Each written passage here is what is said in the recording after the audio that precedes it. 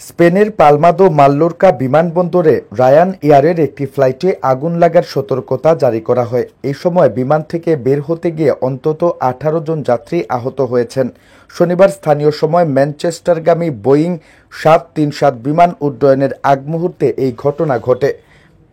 প্রতিবেদনের তথ্য অনুযায়ী জরুরি বিভাগকে পরিস্থিতি সম্পর্কে তাৎক্ষণিকভাবে অবহিত করা হলে তারা দ্রুত ঘটনাস্থলে ছুটে যায়। বিমানবন্দরের অগ্নি নির্বাপন কর্মী ও সিভিল গার্ডের সদস্যদের সঙ্গে আঞ্চলিক জরুরি সমন্বয় কেন্দ্রের ৪টি অ্যাম্বুলেন্স দুর্ঘটনাস্থলে নিয়োজিত ছিল। এ সময় যাত্রীদের জরুরি বহির্গমন পথ দিয়ে সরিয়ে নেওয়া হয়। তবে কিছু যাত্রী নিরাপদে পৌঁছানোর জন্য ডানা থেকে সরাসরি মাটিতে লাফিয়ে পড়ে আহত হন। এই ঘটনার একটি ভিডিও সামাজিক যোগাযোগ মাধ্যমে ভাইরাল হয়। ভিডিওতে দেখা যায় আতঙ্কিত যাত্রীরা বিমানের জরুরি বহির্গমন পথ দিয়ে বিমানের ডানায় নেমে সেখান থেকে লাফ দিয়ে নিচে নামছেন।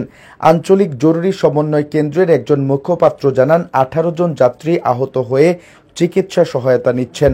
তাদের মধ্যে ৬ জনকে হাসপাতালে নেওয়া হয়েছে। পালমা থেকে ম্যানচেস্টারগামী ওই ফ্লাইটটিতে ভুল সতর্কতা আলো চালু হওয়ার পর যাত্রীদের স্লাইড ব্যবহার করে নামিয়ে টার্মিনালে ফিরিয়ে আনা হয়েছিল বলে পরবর্তীতে নিশ্চিত করেছে রায়ান এয়ার।